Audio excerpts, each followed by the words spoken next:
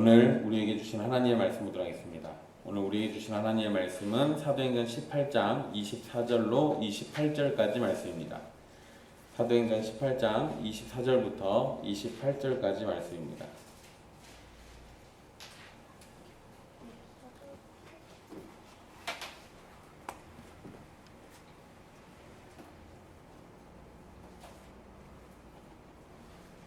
귀하신 하나님의 말씀 받들어서 읽도록 하겠습니다. 알렉산드리아에서 난 아볼로라 하는 유대인이 에베소에 이르니 이 사람은 언변이 좋고 성경에 능통한 자라. 그가 일찍이 주의 도를 배워 열심으로 예수에 관한 것을 자세히 말하며 가르치나 요한의 세례만 알따름이라. 그가 회당에서 담대히 말하기 시작하거늘 브리스길라와 아굴라가 듣고 데려다가 하나님의 도를 더 정확하게 풀어 이르더라. 아볼로가 아가야로 건너가고자 하므로 형제들이 그를 격려하며 제자들에게 편지를 써 영접하라 하였더니 그가 감에 은혜로 말미암아 믿은 자들에게 많은 유익을 주니 이는 성경으로서 예수는 그리스도라고 증언하여 공중 앞에서 힘있게 유대인의 말을 이기미러라. 아멘. 이 말씀은 살아계신 하나님의 말씀입니다.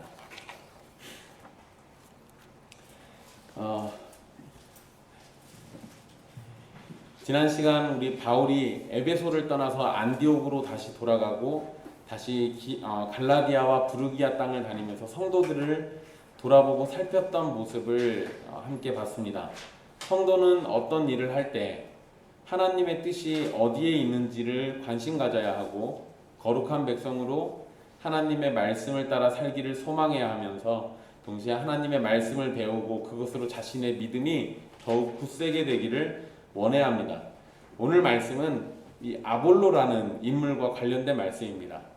아볼로는 신약 성경에서 등장하는 선교사이자 교회의 교사, 그러니까 우리로 치면 목사인 인물입니다. 24절에서 28절까지의 기록은 바울이 에베소에서 선교 사역을 하다가 떠나서 다시 방문하기까지, 그러니까 바울이 에베소에 없었던 그 시기에 일어난 일들을 기록하고 있는 겁니다. 그리고 그 가운데 중심 인물이 바로 아볼로입니다. 아볼로가 에베소에 오게 되었는데 24절과 25절에는 아볼로에 관한 정보를 제공해 줍니다. 그 내용을 따라서 하나씩 살펴보면 일단 아볼로는 유대인입니다. 그러니까 기본적으로 구약 성경 말씀을 가까이 했던 사람이고 구약의 말씀이 익숙한 사람이라는 겁니다. 이전에도 몇 번 말씀드렸지만 유대인 남자아이들은 성인식을 할 때 모세오경을 다 암송해야 합니다. 암송을 못하면 성인식을 못해요. 그러니까 지금 세민이랑 세준이는 다 암송을 했어야 하는데 유대인이면 주께서 은혜 베푸셔서 대한민국에 태어나가지고 암송을 안 해도 됩니다. 유대인이라면 이 모세오경을 다 외워야 하고 또 열심히 있는 사람들은 구약성경을 통째로 다 외우기도 합니다. 그래서 유대인들 중에는 구약성경을 외우고 있는 사람들이 꽤 많아요. 어쨌든 그러니까 이 사람들은 구약성경이라는 게 굉장히 가까운 거죠. 마치 우리나라 사람들 천자문 외우는 것처럼 이 사람들은 그냥 처음에 글자 배우기 시작하면 무조건 모세오경을 외운다는 거예요. 둘째로 아볼로는 알렉산드리아 출신입니다. 그러니까 이 알렉산드리아라는 곳에서 태어난 유대인이라는 거예요. 알렉산드리아는 이집트, 애굽의 도시입니다. 알렉산더 대왕이 세운 도시였는데요. 그래서 이름을 알렉산드리아라고 합니다. 이 알렉산드리아에는 약 10만 명 정도 되는 유대인들이 살고 있었습니다. 그리고 알렉산드리아는 학문의 도시였고 특히나 초대교회에게는 굉장히 중요한 지역입니다. 왜냐하면 히브리어로 된 구약 성경을 헬라어로 번역한 성경이 있죠. 그걸 우리는 70인역이라고 부릅니다. 70명의 유대 랍비를 불러다가 번역했다 해가지고 70인역이라고 해요. 그 70인역을 번역한 장소가 알렉산드리아예요. 그러니까 여기가 이 학문의 중심지라는 상징성을 갖고 있는 거죠. 그래서 성경 연구에 있어서 매우 중요한 장소라고 생각을 하고 또 실제로 그렇기도 합니다. 그리고 동시에 이단적인 영지주의가 발생한 지역도 이 알렉산드리아예요. 학문의 중심이다 보니까 이 사람들은 자연스럽게 지식을 추구할 수밖에 없습니다. 지식을 추구하면서 종교가 더해지니까 영적인 어떤 지식을 깨달아가지고 높은 수준에 이르른다는 영지주의가 자연스럽게 생겨난 겁니다. 학문이 발전했던 것이 장점이 되기도 하지만 단점이 되기도 하는 것을 우리에게 보여주는 거죠. 아볼로가 이런 알렉산드리아 출신이기 때문에 성경에 대한 교육을 받기에 여러 가지로 유익한 면들이 있었을 겁니다. 그러면서도 동시에 잘못된 것들도 배웠을 가능성이 있는 거죠. 그러니까 알렉산드리아 지역 출신이라는 것은 우리에게 장단점이 있다는 것을 알려주는 거예요. 그 다음에 셋째로 그는 언변이 좋은 사람이라고 되어 있습니다. 언변이 좋다라고 번역한 단어는 유창하다, 교양이 있다 이런 의미예요. 이거는 교육을 잘 받아서 지식이 많다는 것을 의미하는 겁니다. 아볼로가 알렉산드리아 출신으로 충분히 교육을 받았다라는 것을 여기에서 우리가 알 수 있는 거죠. 이 사람은 그냥 그 지역 출신만이 아니라 그 지역의 그 출신, 그 다음에 그 지역의 특색을 잘 갖춘 인물이다라는 거예요. 그리고 넷째로 아볼로는 성경에 능통했다라고 성경이 기록하고 있습니다. 즉 성경의 내용을 잘 알고 있고 성경을 전달하는 능력을 가지고 있었다라는 거예요. 여러분 성경에 능통했다라는 것은 단순히 성경 말씀을 많이 알고 있는, 그러니까 암송하고 있는 정도가 아니라 그 성경을 가지고 적용하고 풀이하고 해석해 줄 수 있는 것을 능통하다라고 얘기하는 거예요. 그러니까 우리 주변에 이런 사람들이 있거든요. 그냥 성경만 줄줄이 외워가지고 무슨 얘기 나오면 성경 구절이 툭 튀어나오는 사람들이 있어요. 그런데 그거를 만약에 적용을 못 해주면 또 그것을 어떤 의미인지 해석을 못 해주면 그건 능통한 게 아니라 암기를 잘한 겁니다. 그러니까 아볼로가 능통하다라고 얘기할 때는 이 사람은 그 성경을 가지고 가르칠 수 있는 능력이 있었다라고 보시는 게 맞아요. 물론 여기에서의 성경은 구약 성경, 우리가 말하는 구약 성경을 가리키는 겁니다. 그러니까 구약 성경에 능통했기 때문에 구약에서 예언된 예수 그리스도에 대해서도 잘 알고 있었고 그런 특징이 다섯 번째로 연결됩니다. 다섯 번째는 뭐로 되어 있냐면 아볼로는 주의 도를 배운 사람이다라고 되어 있어요. 주의 도를 배웠다. 25절에 그가 일찍이 주의 도를 배워라고 되어 있잖아요. 주의 도를 배웠다라는 것은 예수님에 관해서 알고 있다는 거예요. 배웠다는 거죠. 약속된 메시아로 그리고 구원자로 예수님의 삶과 순종, 죽음과 부활에 대해서 배웠다라는 겁니다. 아볼로가 예수님에 관해서 어디에서 누구에게 배웠는지는 안 써 있어요. 그러니까 우리는 그거 사실 잘 모릅니다. 그런데 에베소에 와서 배운 것이 아니라 그 이전에 이미 예수님에 관해서 알고 있었던 것을 전해줬거든요. 그렇다는 얘기는 이 사람은 에베소 오기 이전부터 예수님에 대해 알고 있었다는 얘기예요. 그러면 알렉산드리아나 또는 알렉산드리아를 포함하는 이집트의 어떤 이집트 지역 그 일대에 어떤 사도들 중에 누군가가 가서 복음을 전했을 가능성이 있습니다. 그러니까 12명의 사도들 중에 누군가가 애굽에 가서 복음을 전했고 그것이 알렉산드리아 살고 있던 아볼로에게까지 전달됐다라고 생각할 수 있는데 성경에 그런 얘기를 안 써놨어요. 그래서 이게 누가 갔는지는 정확히 알 수는 없습니다. 그냥 구전에 의하면 누가 갔다 이렇게는 얘기해 줄 수 있는데 그건 성경에 없는 얘기니까. 그러면 성경 안에 있는 걸로만 답을 굳이 찾자고 하자면 사도행전 2장에 보면 오순절날 성령 강림 사건이 일어났을 때 그 자리에서 방언하는 걸 들었던 사람들이 있습니다. 그 사람들 가운데는 애굽 사람들이 있었어요. 그러니까 애굽에서 온 유대인들이 거기 있었습니다. 그러니까 그 사람들 중에 또 예수님을 믿은 사람들도 있었거든요. 그러면 아마도 그 중에 누군가가 베드로의 설교를 듣고 예수님을 믿었고 그렇게 믿었던 성도들이 애굽 지역으로 가서 복음을 전했을 가능성도 있는 거예요. 어떤 식으로든 사도들의 전도나 다른 믿는 성도들의 전도나 무엇이 되었든 어쨌든 알렉산드리아라는 지역에 예수 그리스도를 믿는 복음이 전파됐다라는 것은 분명한 겁니다. 그러니까 아볼로가 어디서 들었던 거겠죠. 그 다음에 여섯 번째로요.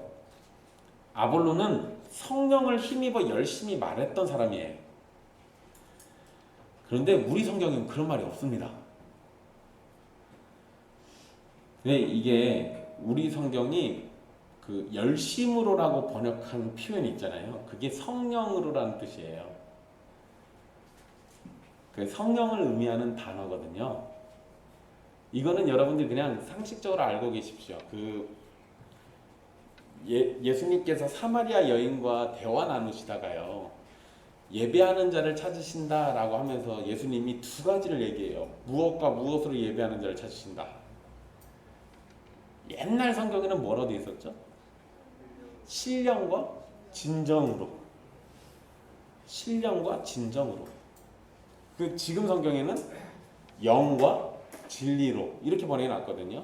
근데 거기에 그 영이라는 단어가 열심으로라는 뜻이 있어요. 그러니까 우리는 성령으로 번역하는 그 단어에는 성령이라는 의미도 있고 열심이라는 의미도 있습니다. 그러니까 그게 여기 똑같이 이렇게 된 거예요. 그러니까 열심으로라고 번역된 건 사실은 성령으로라고 이해하시는 게 맞아요. 그거를 그냥 그 단어가 두 가지 의미가 있으니까 우리 성경에서 번역할 때는 그냥 열심이라고 번역한 겁니다. 왜냐하면 정황상 이걸 열심으로 본 거예요. 그건 잠깐 뒤에 또 다시 설명해 드릴게요. 어쨌든 아볼로가 성령으로 전했다. 이거는 아볼로가 말하는 것은 성령을 힘입어서 하고 있다라는 거예요. 이 부분은 우리가 오해를 많이 합니다. 오해를 많이 해요. 일단 이 부분은 잠깐 뒤에 또 다시 얘기해 드릴게요. 그 다음에 7번째로 아볼로는 예수님에 관한 것을 자세히 가르쳤던 사람입니다. 자세히라고 번역된 표현은요, 정확하게 또는 주의 깊게라는 의미가 있어요. 즉 아볼로는 예수님에 대해서 매우 정확한 내용을 가르치고 있었다는 겁니다. 그러니까 아볼로가 예수님에 대해서 대충 아는 게 아니라는 거예요. 성경에 능통했고 성경에 능통한 그 내용을 가지고 예수님에 대해서 잘 전했던 겁니다. 그 다음에 마지막 8번째가 문제예요. 이전의 내용들만 놓고 보면 이 사람 진짜 대단한 인물인데 8번째가 아볼로의 한계를 기록해 놨습니다. 아볼로는 요한의 세례만 알고 있습니다. 요한의 세례는 뭐죠? 회개의 세례예요. 요한의 세례는 회개의 세례입니다. 그러니까 아볼로가 알고 있었던 건 딱 그 수준이에요. 즉 아볼로는 물에 잠기는 침례, 그냥 요단강이나 무슨 강가에서 이렇게 물 뿌리고 잠기는 침례에 대해서는 알고 있었고, 그것이 회개와 죄 용서를 위한 세례라는 건 알고 있습니다. 그렇지만 아볼로는 성령 세례에 대해서는 정확하게 몰랐던 거예요. 그런데 여러분, 성령 세례에 대해서 몰랐다라는 것이 성령을 받지 않았다라는 것을 의미하진 않습니다. 이 부분을 우리가 많이 오해해요. 여기에서 여러분 표현을 주의 깊게 봐야 하는데요. 아볼로는 예수님에 관해서 정확하게 알고 가르쳤던 사람이고, 그 다음에 우리 성경에는 열심이라고 되어 있지만 성령을 따라서 가르친 인물입니다. 그러니까 이 아볼로는 요한의 세례만 알고 있었을 뿐이에요. 요한의 세례만 알고 있었던 거지 아볼로의 상태가 구원을 받지 못하는 것은 아니라는 거예요. 근데 우리가 요거를 좀 오해해요. 흔히 아볼로에 관한 설교나 설명들을 보면 아볼로는 요한의 세례만 알고 성령 세례를 몰랐기 때문에 성령을 받지 않았던 사람이라고 표현합니다. 그러나 성경에서는 분명 아볼로가 성령의 인도함 가운데 예수님에 관한 것을 말했던 사람이에요. 그러니까 아볼로가 성령을 받지 않았다고 말하기는 어려운 거예요. 그냥 모르는 거지 안 받은 건 아니라는 겁니다. 오히려 여러분 이건 반대로 생각하면 더 은혜롭죠. 아볼로가 요한의 세례만 알고 있었어도 그의 사역에 성령님이 함께 도우셔서 아볼로의 사역이 열매를 맺게 해주셨단 말이에요. 그러면 아볼로의 사역으로도 구원을 전하는 데는 전혀 문제가 없었습니다. 물론 성령님의 존재를 모르는 것은 결국에는 한계가 있어요. 그런데 그 한계가 있다 하더라도 구원을 전하고 복음을 전하는 데는 어려움이 없었다라는 거예요. 우리가 구원은 오직 예수 그리스도를 믿어서 되는 것이라고 생각하고 예수님만 믿으면 된다고 말하지만 사실 그 예수님을 보내신 성부 하나님을 모른다면 왜 구원이 필요한지, 왜 예수님이 왜 우리의 구원자가 되시는지를 알 수가 없습니다. 그리고 예수님께서 하신 일을 적용하고 우리에게 믿음을 가지도록 은혜 베푸시는 성령 하나님에 대해서 또 모른다면 우리가 은혜로 받는 구원을 착각해가지고 우리의 힘으로 얻는 것이라고 생각하게 됩니다. 그래서 19장에 보면 바울이 에베소에 왔을 때 성령을 모르는 제자들을 또 만나게 되고요. 그 다음에 문제를 해결했다라고 성경은 또 그걸 기록하고 있어요. 그러니까 여러분 여기에서 이제 우리가 함정이 빠지는 겁니다. 그게 뭐냐면 분명 아볼로는 요한의 세례만 알고 있었고 19장에 보니까 19장 3절 보세요. 바울이 이르되 그러면 너희가 무슨 세례를 받았느냐 대답하되 요한의 세례니라. 요한의 세례를 아는 사람들이 또 있어요. 그것만 알고 있는 애들이 또 등장합니다. 그러니까 이제 여기에서 사람들이 오해를 해요. 아볼로가 딱 요렇게 가르쳐 놔가지고 요런 애들이 있었구나라고. 근데 이 사람들은 아볼로하고는 상관이 없는 사람들이에요.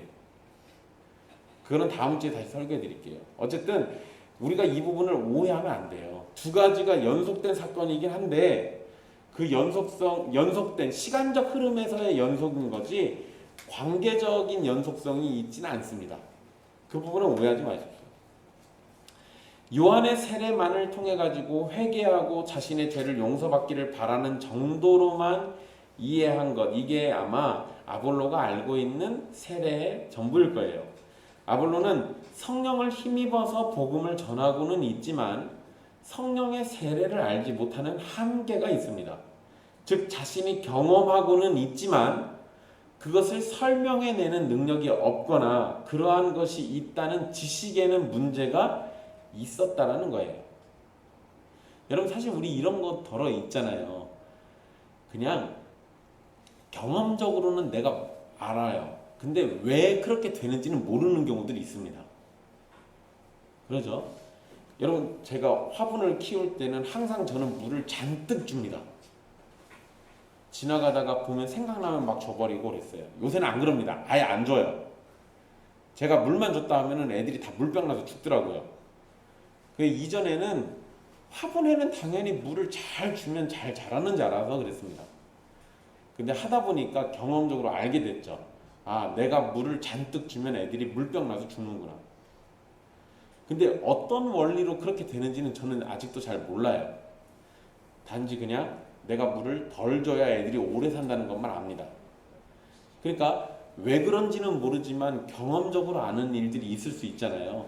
아볼로가 예수 그리스도에 대해서 전하기는 합니다. 그렇다는 얘기는 아볼로는 예수님이 그리스도라는 이 사실을 알고 있어요. 그걸 또 믿고 있고, 그리고 성령이 아니고서는 예수를 주라고 시인할 수가 없다라고 성경에 기록해 놨거든요. 그런 걸 놓고 보면 아볼로가 예수를 주라고 시인하면서 복음을 전한 걸 보면 이 사람 분명히 성령을 받은 게 맞아요. 그렇지만 알기는 모른다는 거예요. 그 부분에 대해서는 지식적으로는 모른다는 거죠. 자기가 지금 어떠한 상태고 누구에게 이끌림 받았고 누구에게 붙들려서 있는지는 모른다라는 겁니다. 그러니까 이것만 문제인 거지 아볼로가 요한의 세례만 알고 있다고 해서 아예 성령과는 거리가 멀다라고 이해할 필요는 없다라는 거예요. 이 아볼로가 요한의 세례만 아는 상황이었지만요. 그래도 그는 회당에서 담대하게 예수님을 전했습니다. 담대하게 전했다라는 표현을 보면 아볼로는 예수님께서 성경에 가르치는 메시아이시고 이스라엘이 기다리던 구원자라는 것을 전했다라는 걸 우리는 알 수 있어요. 그런데 여러분 이제 여기에서 한 가지 재미난 사건이 벌어져요. 26절에 그가 회당에서 담대히 말하기를 시작했다라고 그러죠. 그런데 브리스길라와 아굴라가 아볼로의 말을 들었습니다. 그리고 데려다가 뭐해요? 하나님의 도를 더 정확하게 풀어서 가르쳐 줍니다. 그러니까 두 사람이 들어보니까 아볼로에게는 부족한 것이 있었어요. 여러분 24절에서 아볼로는 성경에 능통한 사람이라고 표현되어 있었습니다. 그리고 분명히 정확하게 예수님에 대해서 자세히 잘 가르치던 사람이에요. 그렇지만 하나님의 도에 대해서는 부족한 면이 있었다라는 거예요. 그래서 성경도 더 정확하게라고 표현하고 있는 겁니다. 재미나죠? 아볼로는 정확하게 알고 있는 사람인데 더 정확하게 알 필요가 있었던 거예요. 그거를 브리스길라와 아굴라가 잡아낸 거고 가서 더 정확하게 알려준 겁니다. 아볼로가 예수님에 관해서 알고 있는 것을 부족하다라고 설명하지 않습니다. 그러니까 아볼로는 애초에 부족하게 알고 있었던 건 아니에요. 그렇지만 분명 25절에서 아볼로는 예수님에 관해서 정확하게 가르쳤다고 되어 있잖아요. 하지만 브리스길라와 아굴라의 눈에는 아볼로가 더 정확하게 하나님의 도에 대해서 알고 예수 그리스도를 전하기를 바랬던 거예요. 그러니까 그 부족함을 채워준 거죠. 이 부분에서 남편인 아굴라의 이름보다 브리스길라의 이름이 먼저 기록되어 있습니다.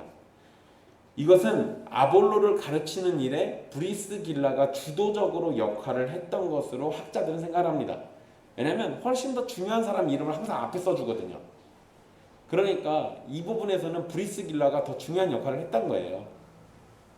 아볼로는 아가야로 이제 건너가고자 했다고 27절에 기록하고 있는데요. 그가 왜 에베소에서 아가야로 가려고 했는지는 정확하게 기록하지 않습니다. 그렇지만 에베소의 형제들이 그를 격려하면서 보낸 것을 보면 무슨 사건이 벌어져서 떠난 건 아닐 거예요. 또는 우리는 정황상 브리스길라하고 아굴라가 데리고 와가지고 성경 가르쳐줬잖아요. 아볼로가 또 너무 쪽팔려가지고 아가야로 갔나? 이렇게 생각하시는 분들도 있더라고요. 근데 그건 분명히 아니에요. 왜냐하면 형제들이 그를 격려하면서 제자들이 또 편지를 써서 영접하라고까지 해주거든요. 그러니까 이런 걸 놓고 보면 아볼로가 에베소에서 어느 정도 사역을 잘 감당했던 건 분명합니다. 그리고 26절과 27절 사이에는 간격이 있는 거예요. 약간의 시간적 간격이 있어요.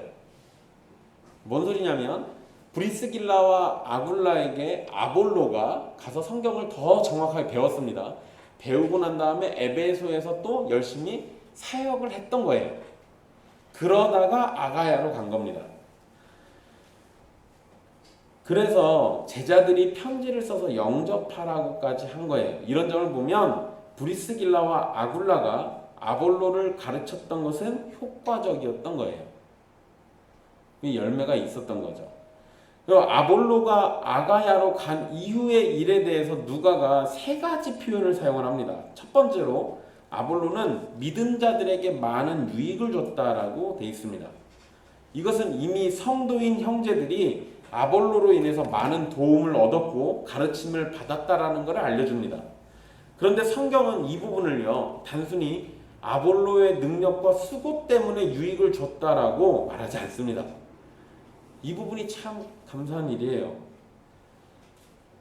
성경이 뭐라고 표현합니까? 아볼로가 아가야로 간 일이 은혜로 말미암아예요. 은혜로 말미암아. 은혜로 말미암아 믿은 자들에게 유익을 주었다라고 성경이 기록합니다. 그러니까 아볼로가 분명히 대단한 인물인 건 맞아요. 그리고 성경도 능통하죠. 그런데 그가 성도들에게 유익을 줄 때는 누구 때문에? 하나님의 은혜 때문에 이렇게 된 거예요. 만약에 은혜로 말미암아가 싹 빠져 있다면 그러면 사람들은 뭔 생각하겠습니까? 은혜로 말미암아가 빠져 있으면요, 여러분 24절과 25절에 아볼로에 대해서 설명해 놓은 표현들이 있잖아요. 저것만 놓고 보면 저 사람 엘리트예요. 엘리트니까 저렇게 사람들에게 유익을 줬지, 이렇게 생각하기가 쉽다고요. 근데 그게 아니라 은혜 때문에 이게 가능한 거예요. 은혜 때문에. 두 번째로 아볼로는 성경을 가지고 예수님이 바로 그리스도라고 증언했습니다. 28절 앞부분에 있는 말이죠. 아볼로의 가르침은 예수는 그리스도라는 진리에 맞춰져 있었습니다. 예수는 그리스도다. 예수님의 사역과 죽으심과 부활을 전하면서 성경에 약속된 그리스도라는 사실을 전하는 것이 아볼로의 강조였어요. 이거는 성경을 잘 모르는 사람이라면 이렇게 전하기가 어렵고, 성령을 받지 않았다면 예수가 그리스도라고 전하기가 어렵습니다. 세 번째로 아볼로는 유대인들의 말을 이겼다라고 성경이 표현하고 있습니다. 이런 표현은 아볼로와 유대인들이 논쟁이라는 걸 했다라는 걸 알려줍니다. 분명히 토론하면서 다퉜을 거예요.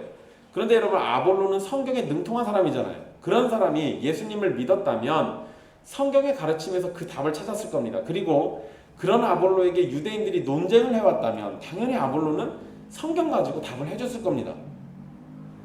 그러니까 유대인들이 우리가 하는 말로, 속된 말로 말빨로는 아볼로를 이길 수가 없어요. 성경도 잘 알고 게다가 교육도 알렉산드리아에서 받았잖아요. 우리로 치면은 저 스카이 출신이에요. 교육을 너무 잘 받은 사람이야. 근데 거기에다가 성령이 또 임하셔가지고 은혜도 주고요. 거기다가 또 아가야로 가는 길에는 은혜가 또 따라왔잖아요. 그러니까 아볼로가 하나님의 영광을 나타내는 데는 가장 최적의 상태인 겁니다. 누가는 아볼로가 유대인들의 말을 이긴 일에 대해서 두 가지 표현을 또 덧붙이는데요. 하나는 공중 앞에서라고 되어 있고요. 다른 하나는 힘있게라는 표현을 써놨습니다. 공중 앞에서 힘있게 이겼다라는 말은 유대인들뿐만 아니라 헬라인을 포함한 다른 사람들 앞에서도 논쟁이 있었다라는 거예요. 그리고 열정적으로 대화를 해서 이겼다라는 것을 알려줍니다. 지난 시간에 여러분, 바울이 브리스길라와 아굴라를 에베소에 남겨두고 떠났던 내용을 말씀드렸습니다. 개인적으로는 바울이 데리고 갔으면 편했을 거예요. 그런데 바울에게 있어서 분명 아굴라와 브리스길라는 매우 소중한 동역자들이고 형제와 자매입니다.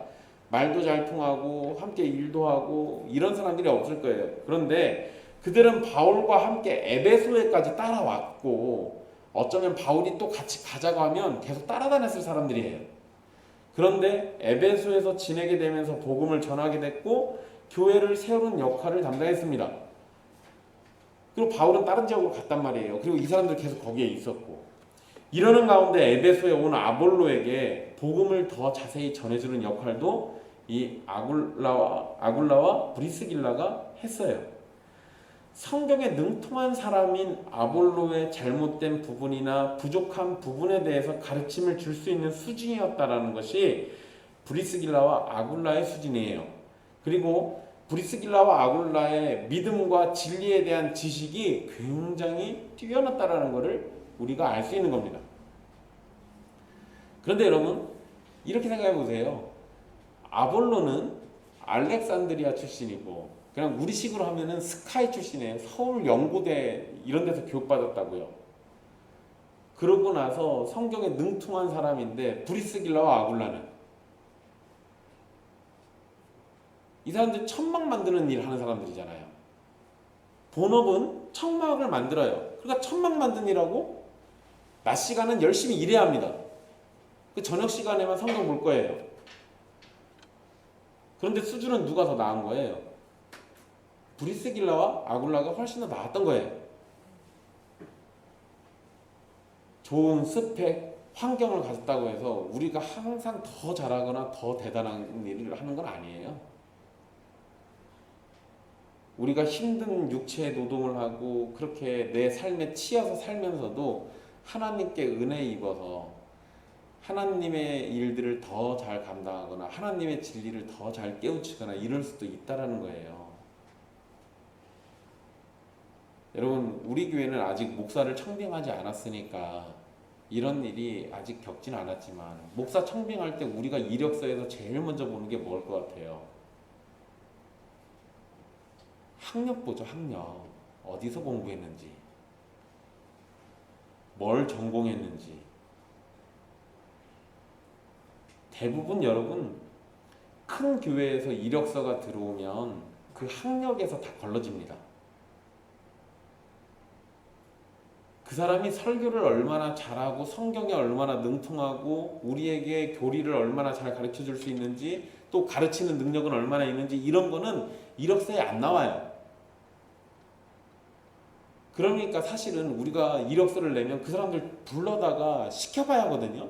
또는 그 사람들이 하고 있는 데를 찾아가가지고 얼마나 잘하는지 지켜봐야 하는데, 보통 큰 교회들은 이력서가 들어오면 일단 이력서에서 다 탈락시켜버립니다. 대단한 신학교, 이름 있는 신학교들 아니면 다 잘라버려요. 그렇게 하니까 지방에서 신학교 나온 사람들은 큰 교회 목사를 못하죠. 그럼 담임 목사를 아예 못하는 경우도 있습니다. 그런데 지방에 있는 신학교 나왔다고 해서 실력이 떨어지는 건 아닐 수도 있는데, 우리는 겉으로 보이는 걸로만 판단한단 말이에요. 근데 아볼로하고 브리스길라가 보여주는 이 사건은 겉으로 보이는 걸로 하나님의 진리와 도를 더 잘 안다라고 얘기할 수 없다라는 거예요. 재미난 일이죠. 여러분, 예전에 있었던 일인데요. 굉장히 오래된 일이에요. 몇백 년 전 일입니다. 어떤 한 목사님이 미국의 시골에 있는 교회를 갔는데, 그 교회에 가가지고 보니까 다 그냥 농사꾼들이에요. 그래서 아유, 내가 얘네들하고 뭘 가르쳐 줄까 이렇게 고민하고 있었는데, 근데 어떤 성도, 밭을 열심히 갈고 있던 성도가 하나 있었는데, 그 성도랑 이야기를 하다 보니까 이 사람이 웬만한 신학교 교수님보다 더 잘하는 거예요. 그래가지고 나중에 물어봤답니다. 어디서 신학 공부하셨어요? 그분이 뭐라고 하냐면, 제가 다른 거 한 건 없고 조나단 에드워즈의 신앙감정론만 7번 읽었습니다. 그냥 어떤 책 하나 7번 읽었는데 웬만한 신학 교수보다 더 잘 가르치더래요. 성경을 더 잘 알고. 근데 여러분, 신앙감정론이 뭐 그렇게 대단한 책인 건 아니에요. 제가 그 책을 참 좋아하긴 하는데, 그 책 7번 읽었다고 해서 신학 교수보다 더 뛰어나게 되거나 이러진 않을 거예요. 그런데 여러분, 그게 뭐냐면 제 생각에는 이런 거예요. 그 책을 읽는 동안 성령님께서 은혜 주셔가지고 그 손에 흙이 묻어있는 농부에게 성령님이 지식을 더해주니까 읽는 책과 읽는 말씀들로 진리에 더 빨리 도달한 거지. 이런 거 생각해보면, 우리가 나는 공부를 못했기 때문에, 나는 하는 일이 천하기 때문에, 이런 거는 핑계가 사실은 되지는 않습니다. 중요한 건 주님께서 은혜를 주시느냐 안 주시냐가 중요한 거죠.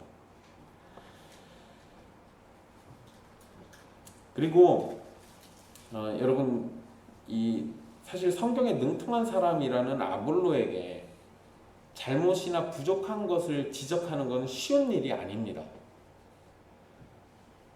만약에 조금이라도 잘못된 이야기를 하면 도리어 아볼로에게 책망을 들을 수가 있어요.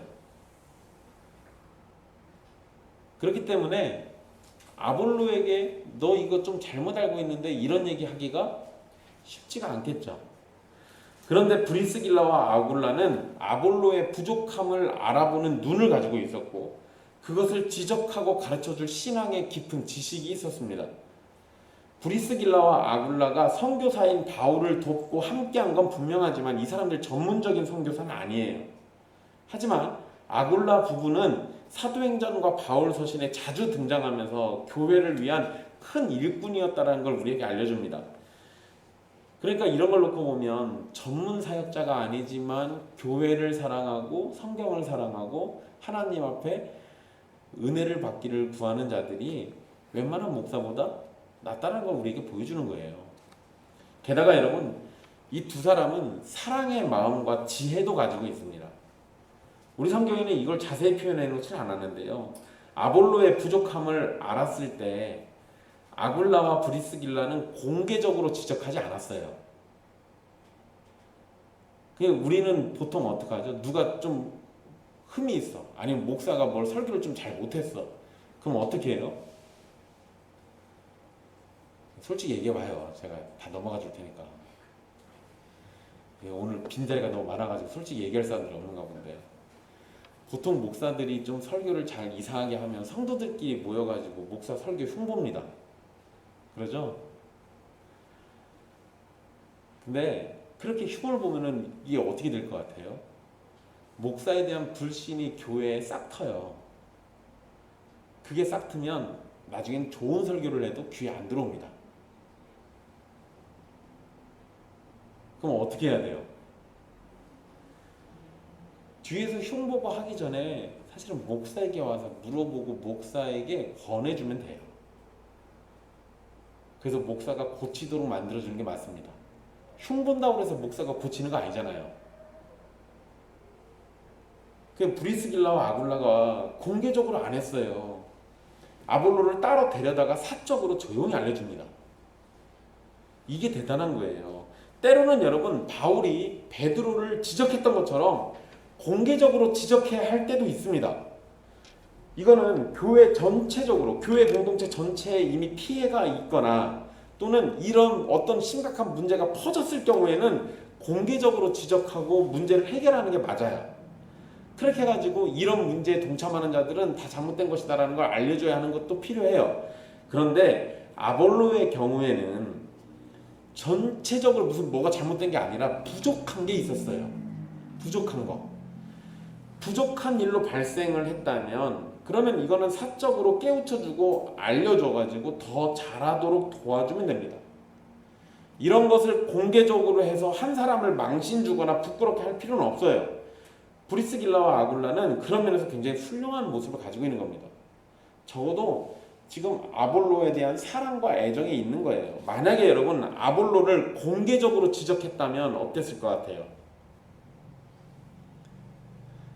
브리스길라와 아굴라의 이름은 더 인기가 많았을 수도 있습니다. 그렇지만 아볼로라는 형제는 잃어버렸을 거예요.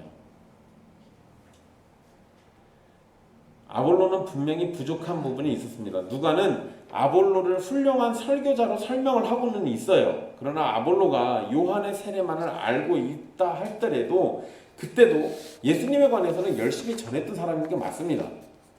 그런데 브리스길라와 아굴라가 아볼로의 부족한 부분을 지적하고 알려줬을 때도 이때도 잘 보면 이 아볼로는 그거를 잘 듣고 배운 거예요.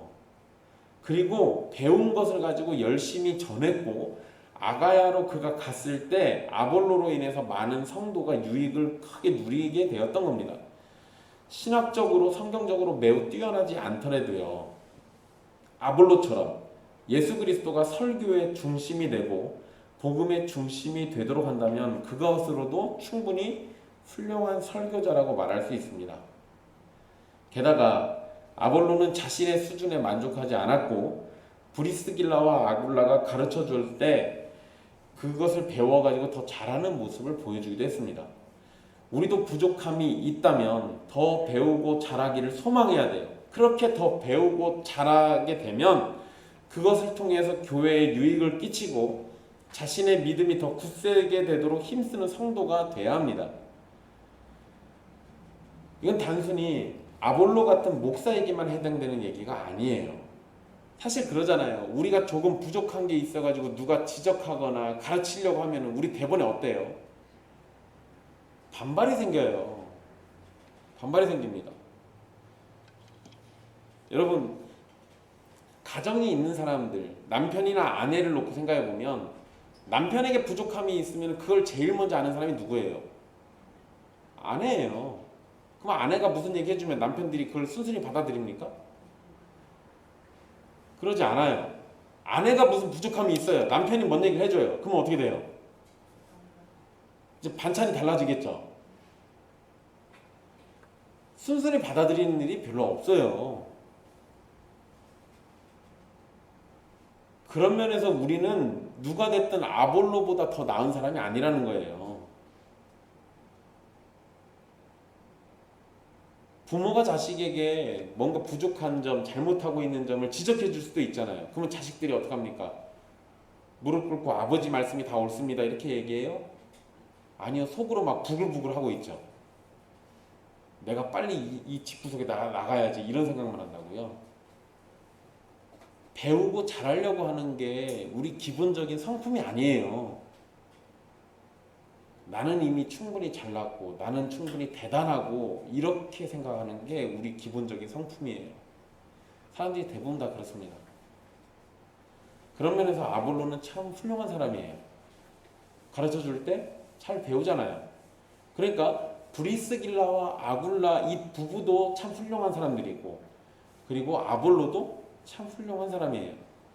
참 믿음직한 사람들이 함께 모여가지고 선한 일을 만들어가는 겁니다.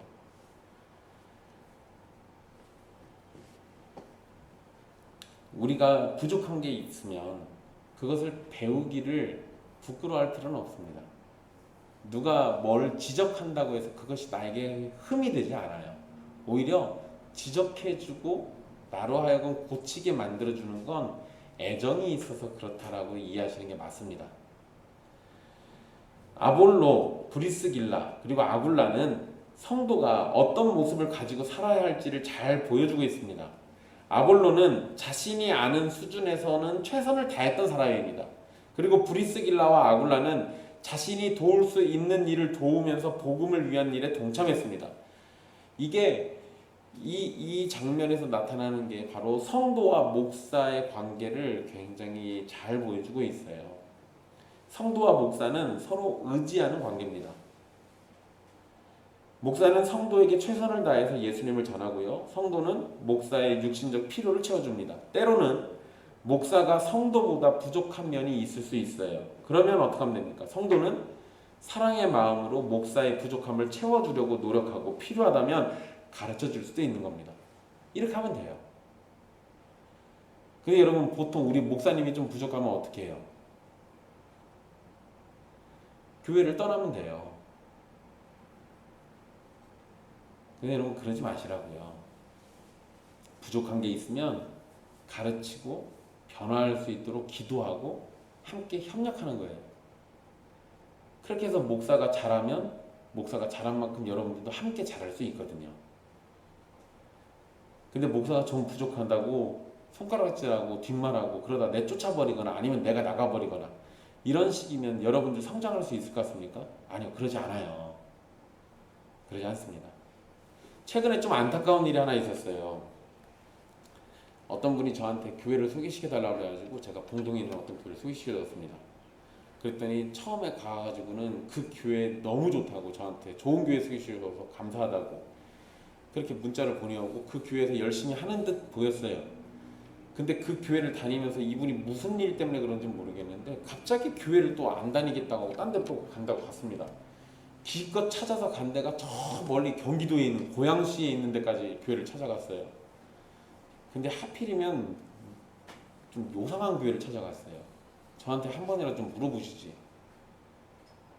이제 그 목사님이 저한테 봉동에 있는 목사님이 연락이 와서 제가 설명해주고 뭐 상황도 이래저래 해봤는데 결국에는 어쨌든 자기 마음에 뭔가 부족한 게 마음에 안 드는 게 있으니까 떠난 거예요.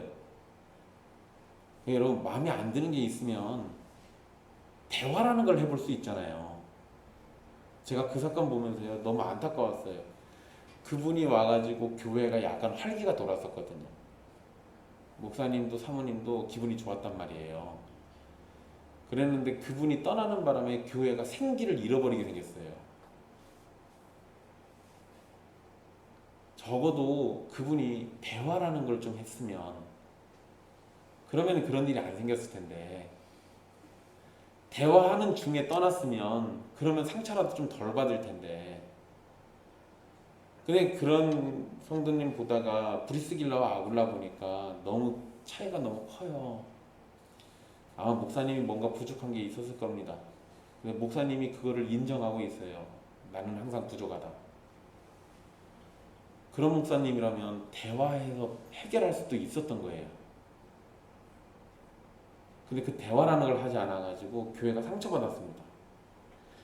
여러분, 목사와 성도의 관계는요 함께 부족한 걸 채워주고 필요하면 서로 가르쳐줄 수 있는 관계예요. 목사는 성도에게 배울 것은 배우면서 그것으로 전체 교회에게 유익이 되기를 소망합니다. 그렇게 해야 돼요.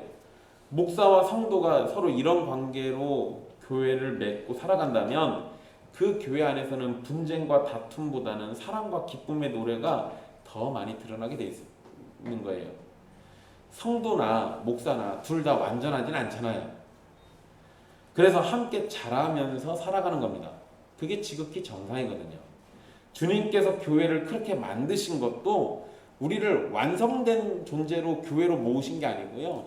불완전한 존재로 우리를 교회 안에 모아 두셨거든요. 왜 그랬을까요?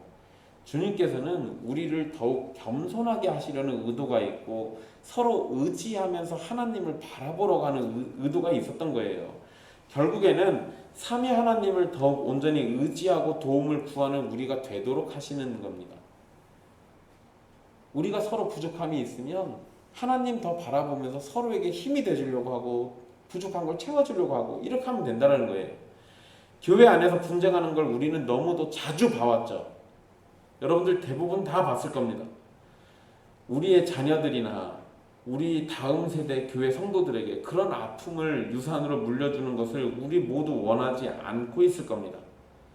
분쟁으로 신음하는 교회가 얼마나 많고 그 가운데 교회를 떠나는 상처 입은 성도는 또 얼마나 많습니까? 아볼로가 요한의 세례만 알고 있는 사람일지라도 그는 브리스길라와 아굴라가 가르쳐주는 것을 마다하지 않았습니다. 브리스길라와 아굴라도 아볼로를 더욱 큰 사람이 되도록 세워졌고 더 온전하게 하나님의 일을 하도록 도왔습니다. 이런 모습이 바로 우리가 소망해야 할 모습 중에 하나입니다. 사랑하는 형제 자매 여러분, 저와 여러분이 사람으로 이 땅에 사는 이상 우리는 서로에게 상처를 주기도 하고 상처를 받기도 할 겁니다. 그런 일이 없었으면 좋겠지만 만약에 그런 일이 발생한다면 속히 화해하고 용서를 구하고 다시 사랑하기를 힘쓰도록 노력하십시오. 그리고 모든 일에 서로를 더 높이고 더 나은 존재가 되도록 서로에게 힘써 주십시오. 교회는 1등, 2등 따지는 것도 아니고 누가 잘하는가 이런 거 보고 상 주는 것도 아닙니다. 누군가 부족하면 이끌어주고 누가 지치거나 힘들면 밀어주는 곳이죠. 그게 교회잖아요. 누군가 나에게 사랑 가운데서 귀한 가르침을 준다면 그것을 감사함으로 여기고 하나님의 기쁨으로 되어가기를 함께 힘쓰면서 노력하는 곳이 교회입니다. 아볼로가 많은 사람에게 유익을 주는 것에는 하나님의 은혜가 있었는데요. 그 하나님의 은혜 가운데는 아볼로를 더 잘할 수 있도록 도와준 사람들의 수고도 포함되어 있는 겁니다. 아볼로처럼 그리고 브리스길라와 아굴라와 같은 믿음의 선한 모습이 저와 여러분에게 나타나게 되기를 소망합니다. 사랑으로 서로를 섬기고 믿음의 성장을 위해서 서로 도우면서 서로에게 많은 유익을 주는 교회가 되기를 소망합니다. 주님께서 은혜를 계속해서 베풀어 주셔서 우리에게 아볼로와 같은 모습 그리고 브리스길라와 아굴라와 같은 모습이 나타나서 하나님의 영광을 드러내기를 함께 소망합시다. 기도하겠습니다.